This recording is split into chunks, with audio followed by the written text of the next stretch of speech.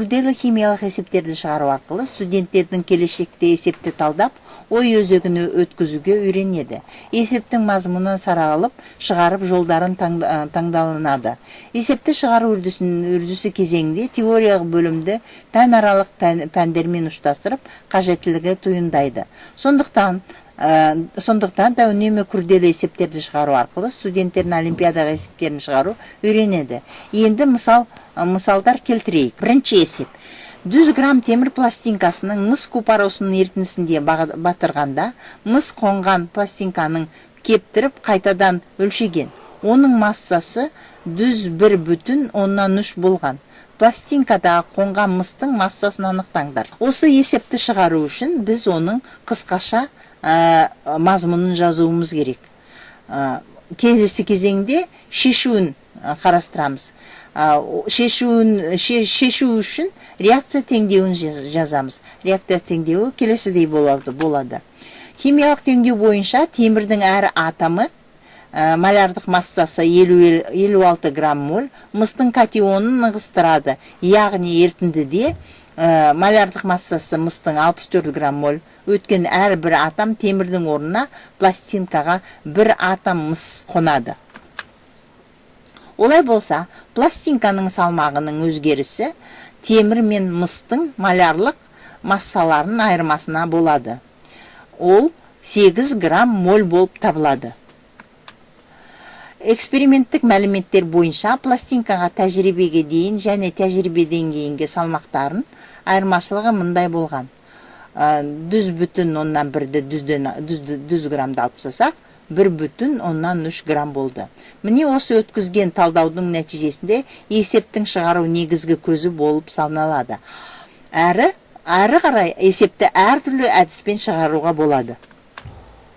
Бірінші әдіс 1,3 8 граммнан 6,15 есе алай болса, пластинкаға қонған мыстың да массасы 1 моль мыстың массасы 6,15 есе кем болады. Сондықтан мыстың массасы 64 граммды 6,15-ке көбейтсек 10,4 грамм болып табылады. Келесі әдіс. Пластинканың салмағы 1,3 грамм арту мыс пен темірдің малярлық массаларының айырмасында 8 грамм тәуелдікте болып тұр. Ал бұл 8 грамм сан бөлінген мыстың мольдық санына тең болып тұр. Олай болса, мыстың моль саны мынаған тең болады. Малярдық моль саны мыстың моль саны 0,162 моль болды. Формула бойынша мыстың массасын табамыз. Мыстың массасы 10,4 грамм болып табылды. Келесі әдіс. Реакцияға қатысқан темірдің X моль деп атаймыз, ал пластинкаға қойған мысты да X моль деп белгілейміз. Ал ерітіндідегі өткен темірдің массасы 56X болса, пластинкаға қонған мыстың массасы 64X арқылы анықтаймыз. Теңдеу құраймыз. 100-ден 56X алсақ, қосамыз 64X, тең болады 100,3. Осыдан 8X-іміз 1,3 болады.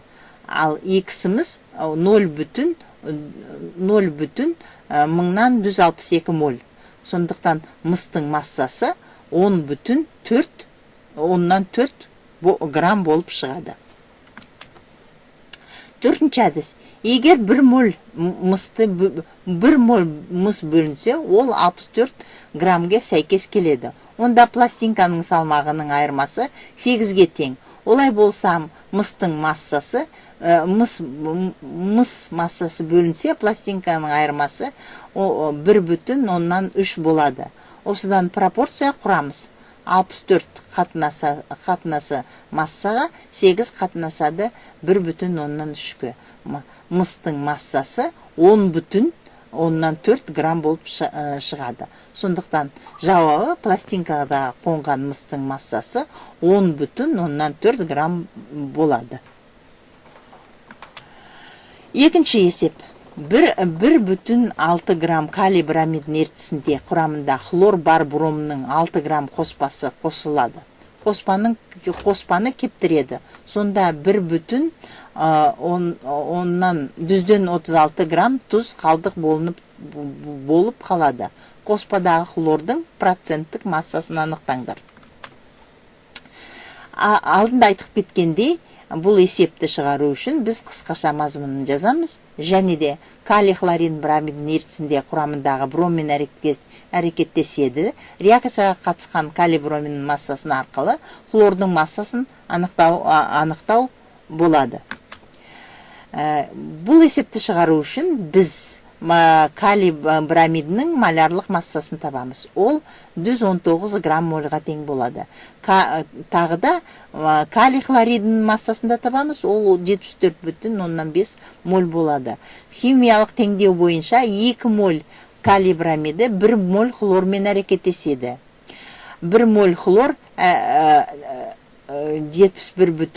75 грамм моль болады. Нәтижесінде 2 моль калий хлор және 1 моль бром түзіледі. Олай болса, кептірген кейін қалған тұздың массасын кемуін массасын тапқан кезде ол 0,24 калий бромидінің массасы мен калий хлоридінің молярлық массаларының айырмасы арқылы болады.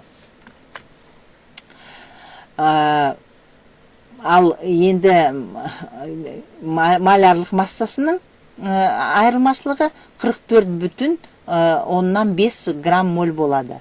0,24 грамм 44,5 граммнан 185,4 есе олай болса, реакцияға қатысқан калий бромидінің массасы да 180,4 есе аз болады. Сондықтан калий бромидінің массасы 0,64 грамм болады. Химиялық теңдеу бойынша 2 моль калий бромиді реакцияға қатысады. Яғни оның массасы 119 грамм моль боп, оны 2-ге көбейткенде 238 грамм болады. Ал 1 моль хлор ол 71 граммға тең. Ал 0,64 грамм 238 граммнан 371,9 есе, яғни хлор сонша есе аз болады. Сондықтан хлордың массасы 0,19 грамм болады. Қоспадағы хлордың массалық үлесін формула бойынша анықтаймыз. Оның нәтижесі 0,032 болады. Жауабы бромның құрамында 33,2 хлор бар екенін көрсетіп, біз сіздермен 2 есеп шығардық, әртүрлі тәсілдермен шығарылған. Бұл есептер күрделі болып келеді. Келесі сабақтарда осы есептерге ұқсас есептерді тағы да шығарамыз. Назардарыңызға рахмет. Бүгінгі дәріс аяқталды.